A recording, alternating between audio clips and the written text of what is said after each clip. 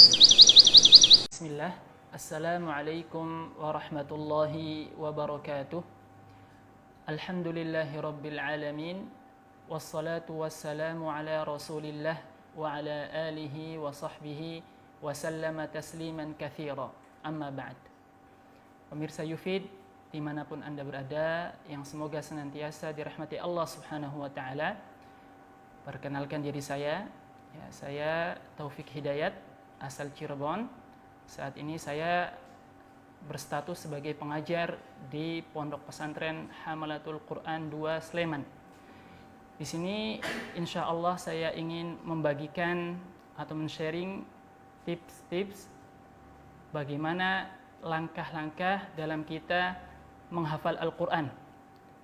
Sebagian tips mungkin nantinya adalah menurut pengalaman kami pribadi tatkala kami menjadi santri. Yang pertama adalah tentu kita mengikhlaskan niat kita dalam menghafal Al-Quran untuk Allah subhanahu wa ta'ala. Ini sangat penting, karena jangan sampai kita menghafal Al-Quran tujuannya hanya untuk dikatakan bahwa kita adalah para penghafal Quran yang bersuara merdu atau yang lainnya. Intinya hanya ingin mendapatkan pujian. Tentu ini mendapatkan ancaman dari Rasulullah sallallahu alaihi wasallam, sebagaimana di dalam sabdanya bahwasanya Rasulullah sallallahu alaihi wasallam mengkhabarkan sesungguhnya ada 3 golongan yang pertama kali akan diadili oleh Allah subhanahu wa ta'ala pada hari kiamat nanti. Di antaranya adalah seorang yang menuntut ilmu, kemudian mengajarkan ilmu, dan dia membaca Al-Quran, tapi ternyata dia menuntut ilmu agar supaya orang mengatakan dia adalah orang yang berilmu. Dia membaca Al-Quran agar supaya orang mengatakan kepada dirinya adalah pembaca Al-Quran, hanya untuk dipuji, dan dia telah mendapatkan pujian tersebut. Kemudian Allah subhanahu wa ta'ala menyuruh malaikat untuk menyeret wajahnya dan melemparkannya ke dalam neraka jahanam. Na'udzubillah min dzalik. Kemudian tips yang kedua adalah kita mengetahui keutamaan daripada orang-orang yang senantiasa berinteraksi dengan Al-Quranul Karim. Ya, dengan kita mengetahui keutamaan tersebut, niscaya akan timbul pada diri kita semangat, perhatian yang besar terhadap Al-Quran. Karena Allah subhanahu wa ta'ala tahu bahwasanya kita adalah umat yang selalu ingin jaza, balasan, hadiah. Maka Allah subhanahu wa ta'ala melalui Rasulullah sallallahu alaihi wasallam meletakkan ganjaran-ganjaran yang besar terhadap orang-orang yang senantiasa berinteraksi dengan Al-Quran. Contohnya adalah bahwasanya Al-Quran merupakan syafaat bagi para sahabatnya. Rasulullah sallallahu alaihi wasallam bersabda, "Iqra'ul Qur'ana fa innahu ya'ti yaumal qiyamati syafi'an li ashabihi." Bacalah oleh kalian Al-Quran, karena sesungguhnya pada hari kiamat nanti Al-Quran akan datang sebagai syafaat bagi para sahabatnya, bagi orang-orang yang senantiasa berinteraksi dengan Al-Quran dan mengamalkan isi Al-Quran. Kemudian tips yang ketiga, setelah kita mengetahui keutamaan dari orang-orang yang senantiasa berinteraksi dengan Al-Quran, adalah kita berdoa kepada Allah subhanahu wa ta'ala akan diberkahinya langkah kita di dalam menghafal Al-Quran, akan dimudahkannya langkah kita di dalam menghafal Al-Quran, akan dimudahkannya langkah kita di dalam menghafal Al-Quran. Tentu kita harus berdoa dengan sungguh-sungguh dan yakin bahwasanya doa kita diijabahi oleh Allah subhanahu wa ta'ala. Kemudian tips yang keempat, yaitu kita menjadikan satu mushaf induk untuk kita menghafal Al-Quranul Karim. Artinya apa? Artinya kita tidak boleh mempunyai banyak mushaf. Karena apa? Karena lembaran-lembaran yang akan dihafal kita itu akan terpatri kuat di dalam ingatan dan otak kita, akan terkopi. Sehingga tatkala seorang penghafal Quran memiliki mushaf yang banyak untuk dijadikan dia di dalam menghafal Al-Quran, maka akan banyak yang diingat. Karena para mushaf-mushaf ini boleh jadi akan berbeda tata letak ayatnya. Kemudian boleh jadi antara satu mushaf dengan yang lainnya memiliki perbedaan di tinta. Satu mushaf memiliki satu warna saja, tapi mushaf yang lain memiliki dua warna bahkan lebih. Sehingga ini mengganggu seseorang di dalam fokus di dalam menghafal Al-Quran. Kemudian tips yang selanjutnya adalah dengan dirinya mencari guru yang tepat. Mencari guru yang tepat. Karena apa?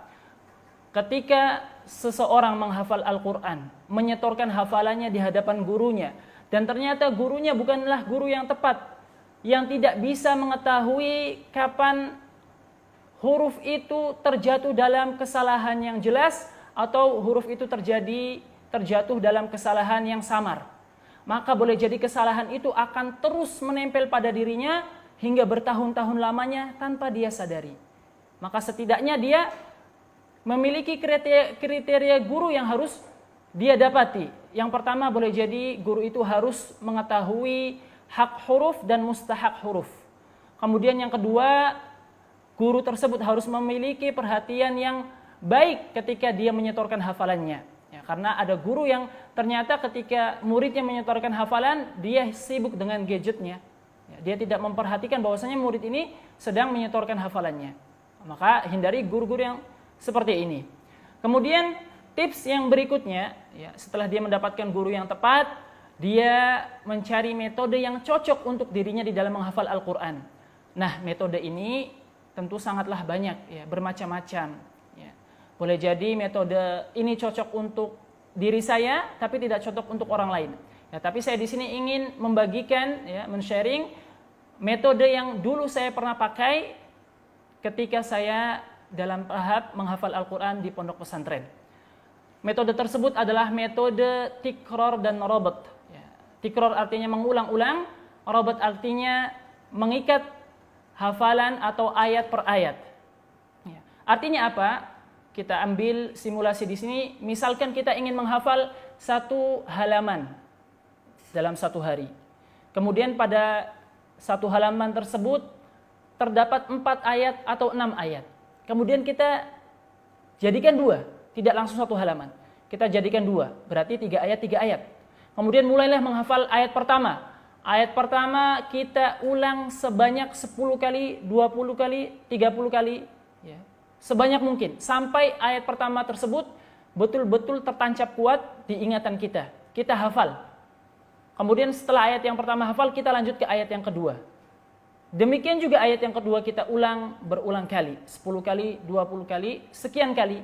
Kemudian setelah hafal, kita robot, kita ikat, kita gabungkan antara ayat 1 dan 2 dengan pengulangan yang sama. Kemudian kita lanjutkan ke setengah muka berikutnya, setengah muka yang kedua. Dengan cara yang sama, ketika sempurna satu muka dihafalkan, maka diikat ayat 1 sampai ayat 4 atau ayat 1 sampai ayat 6 dengan pengulangan yang sama pula. Intinya pada metode ini tidak boleh seseorang merasa jenuh dan bosan, ya, karena dia akan terus mengulang dan mengulang. Tentu metode ini dilakukan setelah dia memastikan bahwasanya muka yang dia akan hafalkan tidak terdapat salah. Artinya dia telah membacanya di depan gurunya terlebih dahulu, baru dia memulai untuk menghafal. Ya. Kemudian di antara hal yang baik juga sebelum dia menghafal, alangkah baiknya dia membaca artinya terlebih dahulu, sehingga dia mempunyai pandangan umum terhadap apa yang sedang Allah bicarakan, ya, yang Allah bicarakan pada muka yang sedang dia hafal, ya, sehingga ini membantu dalam menghafal juga. Ya. Kemudian tips yang berikutnya adalah kita memiliki waktu yang tepat untuk menghafal Al-Quran. Ya, kita tahu bahwasanya yang namanya waktu masing-masing orang itu memiliki kesibukan masing-masing. Ada orang yang sangat sibuk, ya. Ada yang memiliki kelonggaran waktu, ya, sehingga masing-masing melihat kapan dirinya luang untuk menghafal Al-Quran. Ya.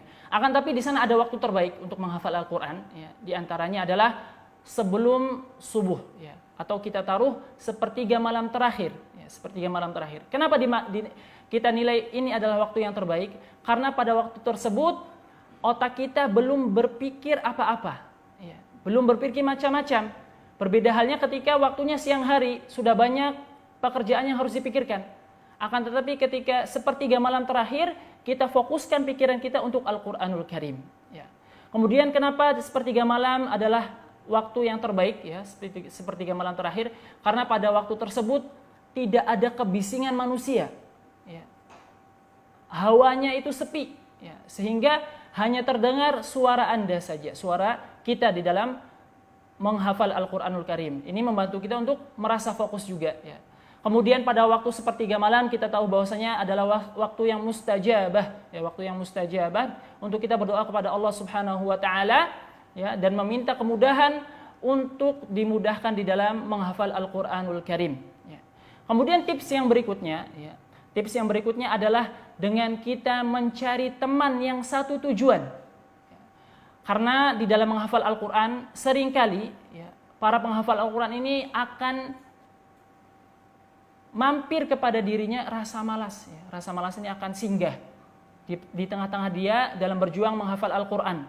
Maka ini tujuannya teman, ya. Teman yang melihat kita futur, dia akan mengingatkan, ayo, ya, kita semangat lagi dalam menghafal Al-Qur'an. Jangan sampai perjuangan yang selama ini kita perjuangkan sia-sia belaka karena rasa malas, ya.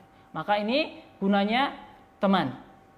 Kemudian tips yang berikutnya adalah dengan kita menjauhi segala macam maksiat, ya. Terutama sekali adalah yang umum adalah musik, ya.